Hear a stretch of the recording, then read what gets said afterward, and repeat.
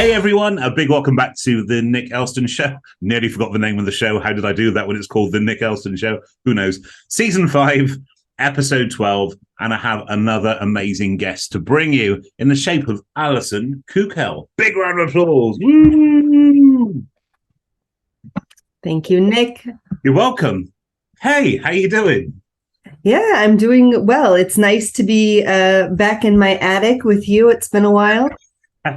Which to anybody else would sound really, really strange. But I'll take that. That's fine. It's great to be in your attic with you again. Yeah. So before we go down that really weird rabbit hole, so our paths first crossed during lockdown, actually, through the pandemic, and everyone's switching to a virtual world, and there's geographical distance between us, but there's also a lot of commonality in what we discuss and what our passions are and the way we develop and learn and lots of different things. It's just been really fun to know you. So I thought you'd be an amazing guest to bring on the show for lots of different reasons. But before we dive down those rabbit holes, then tell us who you are, where you're from, and what you do. Okay, so I'm Allyson Kukel. I'm originally from Southern California, so San Diego. And I currently live in the Netherlands, really kind of smack dab in the middle of the country, but towards the coast. And work brought me here. I traveled all over the world for quite a long time. And I've actually lived here the longest I've lived anywhere for a long time now. So it feels like home. And I have an aviation background. So that's where I spent the bulk of my career and my time. And I still consult part-time there. And that's really beneficial because it's completely different to the work I do at Rooted in Calm, which is where I help individual clients and also organizations, get a little bit rooted in calm. And so it helps me walk my talk because I'm very much still tied to this corporate world, right? Yeah, I think actually a bit of that really helps us, to be honest. I think it kind of keeps it, you very often... I've heard it described on the show once, people get lost in woo-woo, and I mean that in the very nicest possible way. But when and I think that works with anybody, you surround yourself in any particular energy, you become all about that energy and nothing else. Yes, exactly. In fact, I was having a conversation with an old colleague of mine yesterday, and unfortunately, they're kind of working themselves out of a burnout. But he said to me about the woo-woo, right? And he couldn't find the right word. English isn't his first language. And then I said the woo-woo, and he said, yes, exactly. I think if you did kind of like one of those kind of cloud maps, the word clouds that you can generate, woo from the show, woo-woo was up there because like a lot of people mention it. But you know what it means, yeah? And you kind of know it's the kind of the more energetic kind of, dare I say it, fluffier side of the well-being stuff. But I mean that in a very positive way. I think that, again, it's an energy thing. And we will absolutely dive into that for sure. But I want to take you right back, right to the beginning. Oh. Tell us about little Allyson. Tell us about growing up. How did that look? How was kind of education for you? And what led you on that journey over to Holland, I believe, through the UK as well? So I was born and raised in Southern California. My family's from there. So I'm kind of ultra Southern California. So ultra American in that regard as well. And it was a pretty mixed bag, to be honest. Education, I started in Catholic school, and I ended up in an inner city public school for the last 3 years of school. And that's a pretty eye-opening experience. It was, if not one of the most diverse schools in all of California. So not just in the city. And I wasn't really well equipped for that change of scenery. And I also had a lot of challenges because my mom had a lot of mental health issues. And so I'm the oldest. So that comes down very heavy on the oldest. And so I started working when I was 12. And that was all under the table, was babysitting, but pretty had a good business with that. And maybe that's where I came full circle to be an entrepreneur now. And years ago, then I met somebody and I followed them for quite a long time. And that fizzled out. but it took me to Europe for the first time. From Europe, I took a leap and went to China on my own. That was, there's nothing like, I flew from Amsterdam to Beijing, and somewhere along that, 11-hour flight, I realized I have a single entry visa, so I'm not leaving anytime soon. And I really had that shocking moment of, what have I done? And that's probably the polite version, right? Yeah, it's a censored version. Yeah. But yeah, been there, those kind of moments. You got to think, oh, no. Yeah. Yeah. Yeah. And then was in Canada for a while, also for work. And then had this great opportunity to be promoted for work into the Midwest as a 30-year-old single woman. I didn't know that might not be the best place for me, not because the Midwest is beautiful. The people are super kind. I just had already been living out of the US for quite a long time. And the community that I would have kind of gone into was quite different than the person I am. So it wasn't totally not them, very much so me. So I took another leap and came to the Netherlands for work. So was here working hard. Company was divested, started working very hard for the company that we were divested to, doing what we were told to do, right? You take on more responsibility. You're going to grow. You're going to make more money. You're going to be happier. And then the rug was pulled from under my feet. I thought I was going to get a promotion, and little did I know I was being made redundant, and that was a shock. In the whole of my professional career, I have never kind of lost my calm to that degree ever. And it rocked me. To my core, because I have worked every day very, very hard. And what I recognized in the time since then is it was this survivor mechanism in me that became a perfectionist and became a hyperachiever and became all these great skill sets in the work world. But they were just playing on to actually a weakness of mine, not necessarily a strength. And I played it too, right? So I just kept working harder, kept going forward. And then we found ourselves dropped directly into the pandemic. So my last working day was the end of March 2020. Wow. And I work in aviation training. So aviation was at a standstill at that point. So there was no fear of missing out, because we were all in a whole new weird world that we didn't understand. It truly was a perfect storm of events, really, wasn't it, in that sense? Yeah. And then it was just, in a normal time, we would have just ripped that Band-Aid off, right? And I would have seen what my colleagues were doing, and I would have maybe made much different choices than I made, because there was just not a lot of opportunity in 2020. So yeah, it was a very confronting year, the whole of it. But not all bad. I finished my degree. So you asked me about this educational story. I left the US with 1 year of school left. So I kind of piecemealed myself through community college and then working full time and going to school at night. And so when I left, I had that year left, and it followed me until 2020. And I am class of 2020. Is it the University of Lincoln in the UK? Yeah. Isn't it?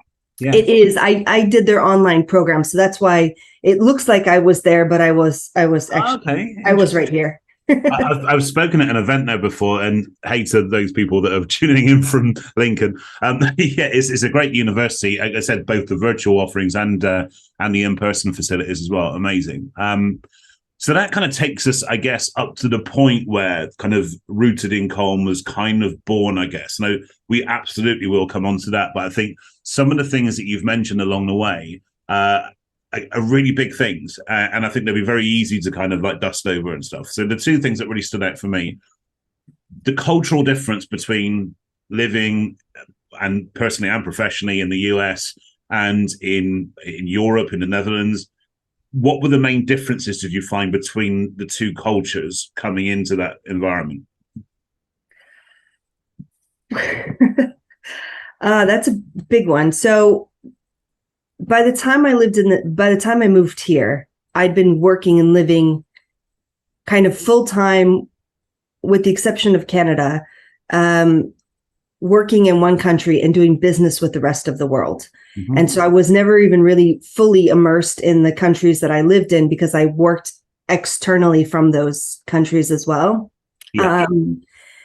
And so then I'm living in Montreal, and which feels very European for North America, and Canadians are super friendly, nice people. And you move to Northwest Europe, and that friendly chit chat that you have in line at the grocery store, there's none of that.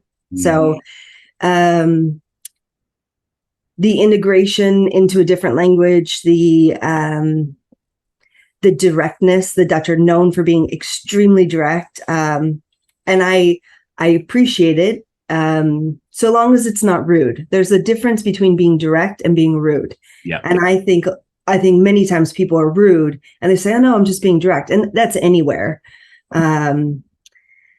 Yeah, it's been an eye-opening experience all the way around. I think that it's changed me so profoundly. As a native English speaker, I know exactly what it's like to not have any idea how to communicate well in other languages. Mm. I can butcher many languages well. Articulating myself, that's something different. And I think that empathy, that learning to speak, quote unquote, somebody else's language, kind of literally and figuratively, has just changed me. And so I just kind of approach a situation with people always giving them the benefit of the doubt and trying to make it as easy for the two of us to communicate and interact as possible. Yeah, absolutely. And like you said, there's a difference between structurally being able to speak to somebody or technically being able to speak, and also then being able to convey emotion or personality or loves, or it's a different manner, isn't it? It's a different way of doing things. Yep. Yeah, exactly. So I guess in terms of the aviation space, I could be wrong, but the last time I checked, was predominantly male, especially in the kind of the technical side of things, which I believe you were in. How was it being a woman working in a predominantly male environment in a country which wasn't native to herself? It became what I know, and kind of the only thing I know.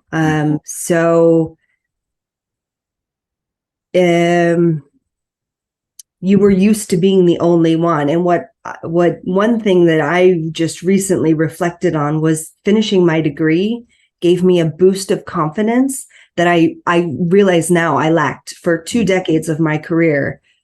Well, that piece of paper didn't change my work experience. And I mean, besides putting together a solid dissertation, I had been working for so long at that point.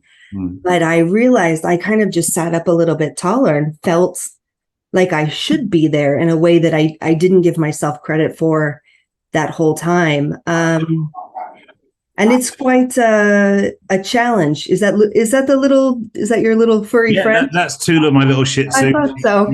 Really is being a little Shih Tzu right now, but I refuse to edit these shows to keep it real. No, exactly. So, tell her I said hi. Okay. Allyson says hi. She's literally probably barking at nothing. She's playing me around this morning because she refused to eat her food this morning, and now she's playing me up. Anyway, I digress. It's like, I get it. No, but I think there's at every stage there's a different challenge. So in your 20s, there's one challenge of being a very young woman and not knowing how to assert yourself. And you have to think that that's also before Me Too, before a lot of the changes that have been incited more recently. Yeah. And then in your 30s, you get better at negotiating for yourself, in fact. And now I've totally turned that corner. So now I'm into my 40s, and I have a confidence now that, not to say it's not unshakable, but like I said, you just bring a different aspect to the table, and I can do things that my male counterparts maybe don't do as well, and really creating this beautiful team environment instead. Love that. I think it's interesting you mentioned about kind of the change of kind of your approach and your the way that you look at things, your perspective in terms of age as well. And I certainly found, I'm 44 now, and I certainly found recently I found a lot more strength in just having the experience of, for example, challenging times that this will pass. They always have passed, and they probably always will pass, but you just don't see it at the time. And I think there's something in that. And that does give you that confidence. So even if you're having those kind of moments where you feel a little bit shakier than usual, they don't affect you as much as they would have when I was in my 20s, for example. So that's a really interesting point. Yeah. With travel being such a big part of your personal and your professional life, I mean, when kind of things like lockdown were implemented, the pandemic really kicked off in a big way in March 2020 over in Europe and the UK. How did the lockdown and the impact of lockdown affect you on a personal level? Somebody that loves to spread her wings into not just working in the space, but also it's part of your makeup, isn't it? It's part of your DNA to love to travel and experience. It is. I mean, I was in the climbing past 50 club, not in age, in countries. So my wow, yeah. So my wow, that's amazing. Yeah. I always thought if I go to more countries than I am years old, it will keep me young. So I mean, like a freight train stopping in full motion. So I was going 120 kilometers for decades. So, and that's just the pace, right? I was used to keeping that pace. I have an old colleague. He would notice sometimes. He's like, "Ooh, the machine is on today. I see it," because I would be a little bit even faster than normal. And it was all of a sudden okay. And I think that's because the whole world stopped to some degree. And well, not the whole of the world, but much of the world came to very much a standstill. So I live about 35 kilometers from Schiphol. And of course, depending on the wind, I'm in a flight path and there's no aircraft. The skies at that moment in kind of all of Europe were very blue. And we saw kind of the earth start to bounce back in that period and start to see how we can make those improvements. And I was surprised in myself that I didn't get stir crazy, that I wasn't too antsy, because I think I just all of a sudden slowed down. And then it takes a long time to come down from a pace like that. So I think I feel fortunate that I didn't ever experience like a true burnout, but I think I ran on fumes many, many times. And then maybe got sick or a project ended so you could come back down a little bit more naturally. So I think, it's amazing how much kind of stress we carry, how much momentum we carry. And you only realize when you do stop, and actually in a kind of a more of a microwave in a lockdown, but when you go on a holiday, you could probably 3 or 4 days in very often become very, very wiped out, actually sometimes get kind of coldy or kind of flu-y symptoms, and because you've been carrying that stuff for so long. And actually it very often takes into the second week, if you're lucky enough to get away for 2 weeks, to actually fully unwind. It's crazy, isn't it? Yeah 100%. So and it made me take stock of what I want to do. Do I if aviation will come back, it is coming back, but at that moment when kind of 2 years ago, what do I want to do? How do I want to go forward? That was a lot of soul searching that I had to do to say, that's a pretty intense pace. And, I didn't have a lot of friends here. I have I have some very nice friends, but difficult to make friends when you're never home. Yeah. Things like that. So. And how much of a driver those experiences, how much were they a driver to really kind of really launch and kick on with Rooted in Calm? And tell us about that, actually. Tell us about the kind of journey from its kind of inceptions right through to today. So the name came out of kind of the calm that I found myself in the middle of 2020. So, I was in a fortunate situation. I mean, fortunate, unfortunate. I was made redundant, so that's tough. But we have unemployment support and things like that in the Netherlands. So I wasn't out in the cold, and I felt really fortunate for that, because a lot of people have had a dire 2.5 years. So I think that that's something that I realized how fortunate I am for everything I have right in front of me, having a warm house, having, a hot shower, having a meal that I could, food that I could still enjoy and access, and really starting to appreciate my daily life and what I could have just around me to be happy, and what the calm brought to me, because all of a sudden this literal quiet that kind of set in, well, then you're in your head, and all of a sudden you think, "Ooh, I'm not sure if that little voice in my head is very friendly or very nice," or so that was kind of what started that journey for myself. I took an NLP class and thought, this is really interesting. So then I became a master practitioner, and realized these connections you can make, right? So I'm constantly struggling with this type of person at work.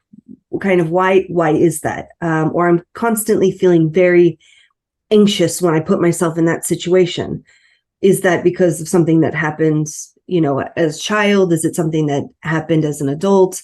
Because we don't just kind of turn up here. We all have our own map of the world that only we know how to read. And sometimes we don't even know how to read it, right? We're like, Yeah, absolutely. I think I went left there, but I'm not sure. Maybe I went right. You mentioned NLP is something that I'm very familiar with, but for the audience, can you explain what your NLP is and what it's about? So neuro-linguistic programming is what it stands for. And it's thinking about, our brain is quite lazy, and we always want to go the easy way. So we just keep going the easy way, even if the easy way is not very good for us. So let's say you never heard that voice in your head, and you always, every single time you speak with that colleague, you give the same response, and then they give the same response, and then you have that blow up. But you can create new neural pathways by different ways of thinking, by different ways of even moving your body and exploring. And as you do that, then you can come up with different ways of communicating, of bringing your point across that isn't inauthentic, but it definitely gets you to more positive responses and solutions. Because when you realize, oh, if I bring that in a form of a question to this colleague, and then they work through it and come to that response on their own, and I say, oh, that's great. There's no, cataclysmic argument that's taking place at work. Yeah, absolutely. One of my favorite quotes actually comes from NLP. I believe it's kind of, the map is not the territory. Yes. Yeah, I like that. And it's very true, actually. I find it fascinating why, if I'm delivering to an audience, for example, and where you have somebody that massively struggles with anxiety and is seeing danger everywhere, next to somebody else who feels no anxiety and doesn't see danger everywhere, but they're sat in the same room with the same people, same temperature, same everything else, but two absolutely different experiences of the same environment. That blows my mind when you think about that, really. And actually, that's why a lot of what you talk about and a lot of how you help and coach people is about changing our experience of the world, isn't it? It's not about kind of changing the world, it's changing how we experience it. Exactly. I think we've seen this, if I use aviation as an example. So you had this huge pendulum swing one way. People lost their jobs, people were furloughed, people's work and life situation all came in one direction. So normally, work's sometimes a drag, or your home life is sometimes complicated, but usually there's a balance. It's not all at once that we have this full swing into uncertainty and challenge. And then we thought we were bringing that more to an equilibrium. Things are opening up. Things are kind of going back to normal. And now we're kind of swinging to a different level of uncertainty, where if you're a pilot, maybe you're dealing with airport situations that are super challenging when you get there. Maybe your home life has changed dramatically because you spent 2 years at home with your partner and realized we have nothing in common. And that's happened a lot, hasn't it? I mean, like I said, it's I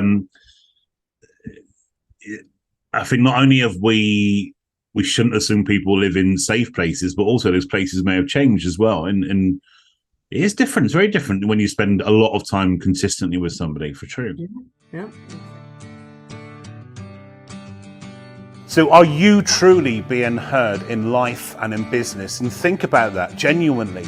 If the answer to that is no, then you've found the right event. If you want to give yourself that boost personally and professionally, come along to Find Your Voice Live. This will change your life. This will be the game changer that you've been looking for. It provides me with the confidence in myself to prove to myself that I can do it, I can get up on stage, I can speak. There's absolutely nothing to be nervous about with these events. It's very, very open, very, very relaxed. Help my confidence go from here at the beginning of the day to here at the end of the day. Hey everyone, my name is Nick Elston. I'm an inspirational speaker on the lived experience of mental health and a transformational speaking coach.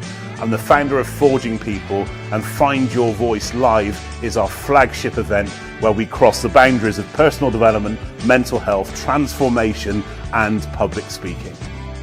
Your ability to speak, to deliver any message to any audience with clarity and power and emotion will have an ultimately defining impact on your success by your own definition of that really subjective term. Speaking is life, speaking is business, speaking is education, and that's the thing that we focus on most. What I find is that people are here for many, many different reasons. Some people do absolutely want to be a stage speaker or a professional speaker. Some people want to be able to represent their business or to lead a team or inspire a movement or create a story. But even actually, some people want to be here just because they want to be heard at home. Maybe they don't feel their opinions being heard, that they can't say yes to the things they want to say yes to or no to the things they want to say no to. Again, this is where personal development meets mental health, meets public speaking to create a real positive impact. At the end of Find Your Voice Live, you will walk away with massive confidence around delivering your message.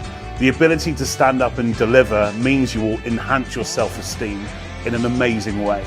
You will also have the skills and tools and tips and techniques to not only deliver a presentation, but to structure a presentation, to find your audience, to be able to deliver emotional storytelling to help your audience feel and make them want to be part of your tribe, make them want to be part of your following, and really tune into what you're truly about, to truly make yourself heard in life and in business. If you're sat on the fence, if you're still not sure, take the model that I use, say yes, worry about it later, and I'll make sure that you're looked after brilliantly. Myself and my team will make sure that you have an amazing day, transformational day that will have the desired positive impact that you want to achieve.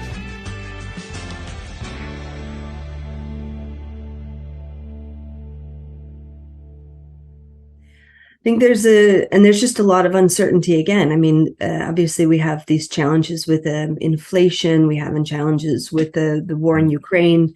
There's a lot on people's minds that after kind of a very long period, at least in Western Europe and in the US, or I should say kind of in North America as a whole, of relative certainty and stable situations. So I think, collectively people don't know. It's a lot to take on board, right? It is. I think a lot of people, and like I said, it has, sadly, it still continues for maybe different reasons now, but for a couple of years now, I've been living in that kind of position of fear.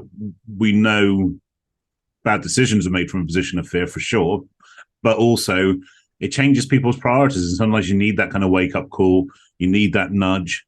And a lot of people, interestingly, I do a lot of work in education, and one of the biggest themes to come through with the loss of personal relationships, and not necessarily in a fatal way, thankfully, but obviously that has been the case too, but also in the fact that people's priorities have changed. And sometimes that means that you're not part of their priorities anymore. And that's a real big one. I mean, collectively, grief is up there as a huge factor at the moment. And it's grief attached to the loss of a way of life, or a loss of freedom, or like you said, the fear attached to the backdrop. And it kind of taints our experience, even in countries that aren't directly impacted by the global conflict, that fear still spreads, doesn't it? It forms part of our psyche. Exactly. So, I mean, aviation to kind of rooted in calm is not a clear link. It's not a clear. So you had this experience, you had this idea, you started to build kind of courses and programs and how that could look around that. How did you then get it out there to clients, to the world, and what were those first steps like? In hindsight, very intimidating, because of course you have this expertise that you've relied on, and you think, oh, I know how to do that. This is all new. So the imposter syndrome is through the roof. And then, then it's kind of telling your own self-fulfilling prophecy, because you're trying to launch webinars in January 2021 when nobody wants to get online again. And we're in another lockdown and people are just, so I would say try, like any small business, trial and error. And then just having the patience to wait and see what comes. So like I said, I still consult in aviation, so I put a lot of energy into that. And then slowly being able to meet people in person, and that was a real game changer. And then, working both with clients and then organizations to help them with these kind of transformations that they're looking to make. So when people come to you and when your clients come to you, what kind of challenges are they experiencing in life as a generalism? Often a crossroads of some sort, either one professionally or one personally. And the personal one could be with themselves, that they recognize something, or within a relationship that they have with somebody else. I've seen recently some more in a professional setting. So somebody coming and speaking with me who says they want help with some things that feel like it's at home, but what they've not realized is, just like relationships that we have outside of work, we bring the baggage of our old jobs with us to our new jobs. And I think a lot of times that just gets glossed over. You're in this new role and everything's great until all of a sudden where you were maybe not fulfilled in your old role, or this person is just like that person at your previous job. So I think that also looking at how do you interact with your team, or do you want to keep interacting? Maybe you had a business partnership and you think maybe the relationship at home, maybe COVID showed you what you like and what you don't like. And a lot of people say, I don't have time. And obviously I'm not a magician. I can't make time for people. That's crazy. You'd be a mad millionaire if you could. There you go. Here's an extra. Although I think you have to be careful what you wish for, right? If we had more time, we'd probably just shove more things in there. You're probably right. And we were saying just before we hit record on the session that our relationship with time has changed, hasn't it? And very often it's that kind of, we were just saying it's been a year since we last spoke, but now we're talking, it feels like 5 minutes. And it's a really weird relationship we all have with time now, isn't it? I think maybe because of experience, a change of paces. Maybe it's warped our experience of time, maybe. I mean, for the better part, I can only speak for the Netherlands, but for the better part of 2020, at least half of it, and 2021, we were in lockdown. I mean, even, it's hard to remember now, but we were in lockdown the whole of January here. So, you just don't interact with people, you don't socialize, and all of a sudden you turn it on, and then everybody, I feel like adults are acting like teenagers. Nobody wants to commit. They're like, I don't know, something better might come up, so I can't say yes. And I think, I thought we were past this. Like, I thought that's like the getting older thing. Like, we don't have to do that anymore because we don't have to wait for something better. Yeah, absolutely. How have you found delivering your kind of your calm content as opposed to your aviation content? Different energies, different delivery styles, or is it just simply you doing your thing? Because I would imagine with the calm material, it takes a more, I say feminine energy, not necessarily in a gender way, but you know what I mean, that kind of warm energy that comes through. I think it's reading the room. So you probably appreciate this even more than I do. You can feel the energy that's in there from the audience. And then you figure out, okay, how do I adapt to that energy? And there's times when I could be on an aviation call with all men, and I still tap into kind of the more feminine energy to say. And then there's times where I'm delivering something around the woo-woo to a group of executives. And in that, then we change the energy, maybe a little bit more masculine, or at least the words that I use are a little bit more masculine than feminine, to create that comfort level where they can kind of sit back and say, oh, yeah, you know what? I think it's great to spend 10, 15 minutes just sitting in silence and collecting my thoughts. And, that's an interesting one. That's a really, because the label being meditation or mindfulness, for example, can be a lot more scary than the actual practice for people. Yeah. If I do kind of like construction site talks, so if I use the word meditation, I get chucked off very, very quickly. Yeah. But sit and breathe, we could do that, Nick. It's the same thing. It's just what you call it, isn't it? Yeah, if you tell them you're going to do some breath work followed by a guided meditation, they're just going to I'll get my coat. I'll see it. Start the car. So, and have you ever encountered any kind of pushbacks or any people that have just been really either impossible or difficult to navigate? Yes. And in my old self would have made it my purpose to convert them. But I can't do that. I can only just share with them and make it, because I think people know when you're really trying to force something to them. Yeah. And so to those people, I just try and find what is the avenue that I have to them. So is it me telling them about, I'll give an example. I became a yoga teacher. That's a random thing that I've done since you and I talked. Yeah. Because why not, right? I mean, I was home anyway. What else am I going to do? So then you get, you get yourself in good shape, and then you get in front of a class and they think that you just are like this always, right?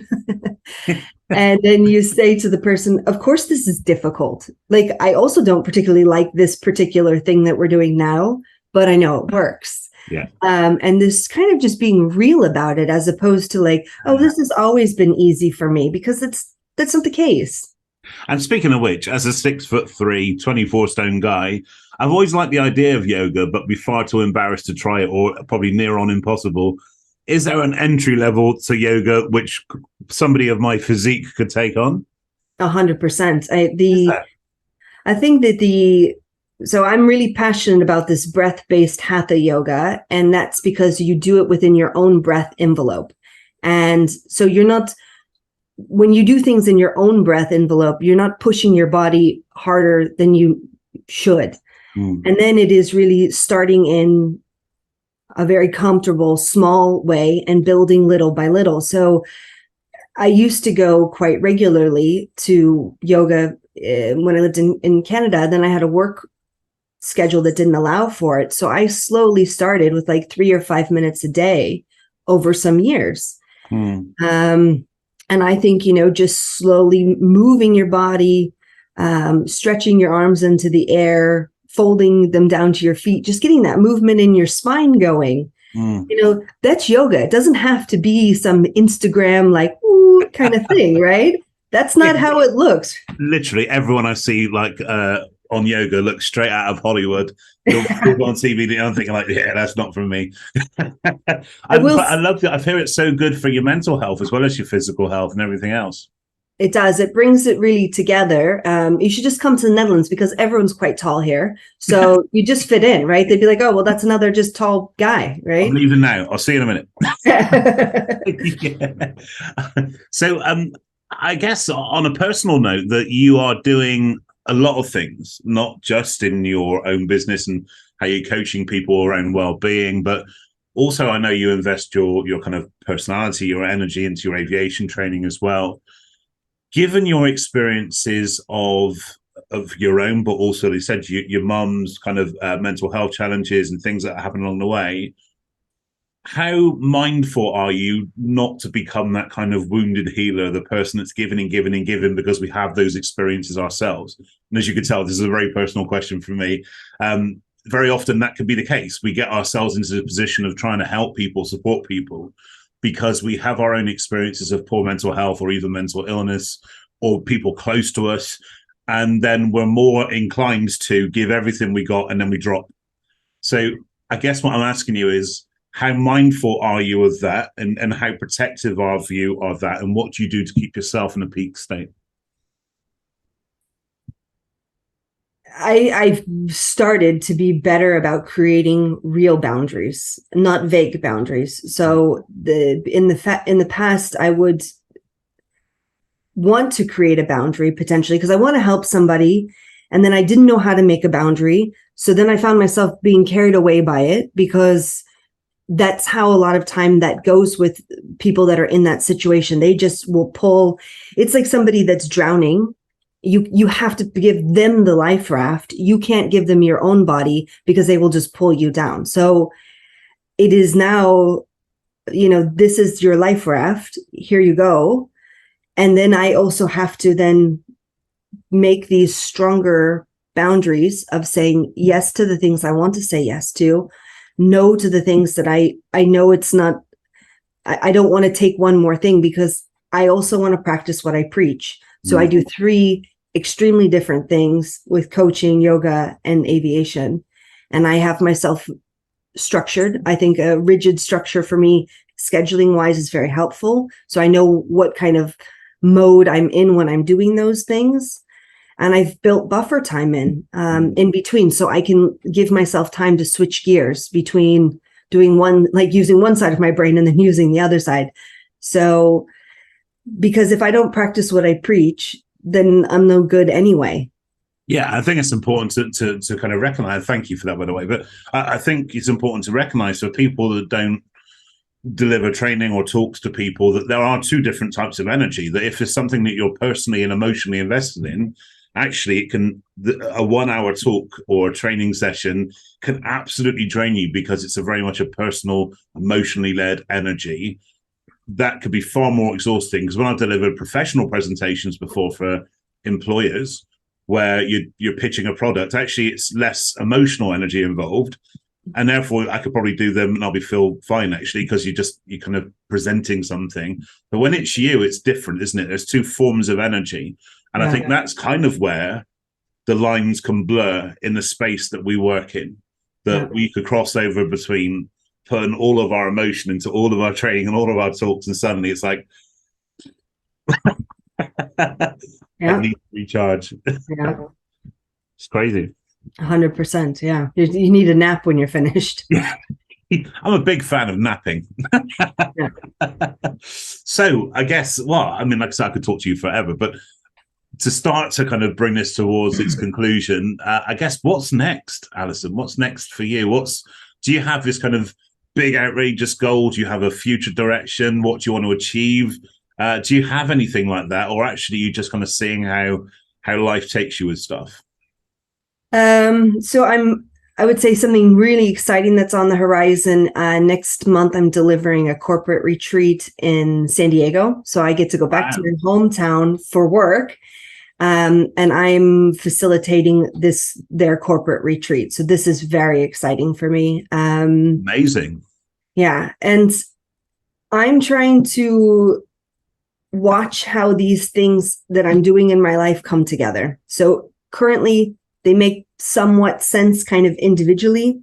And I think that giving myself the time and space to say, okay, it is going to come together, or something's going to make better sense later on, because it does seem that way. It doesn't seem that it's all for nothing, or that it just doesn't make sense. So it's something I wish other people could understand, that because we have this need for an immediate, like, yes or no, black or white, and feeling okay with, let's just see where this goes. Yes, I've got to pay my mortgage. I've got to pay my bills that are also going through the roof like everybody else. So I'm working and I'm trying to make all these 3 things come together in a way that supports my life. But it's maybe not with the same desire to jet set to Japan at the end of the year. Maybe I'm just going to be happy doing something local instead. So kind of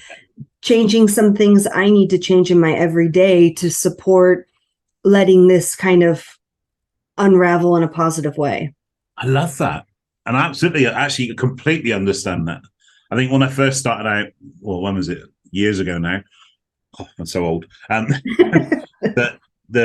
I couldn't, like you were saying, I had these different elements of what I was doing. So there was kind of mental health speaking and there was speaking coaching. And one was created to save my sanity from completely doing the other all the time. And as the years have gone on, like you said, actually what's happened is it's aligned that the work that I do now in the speaking coaching space actually is more mental health focused. And on the flip side, the work that I help in the mental health space helps other people to tell their stuff around mental health.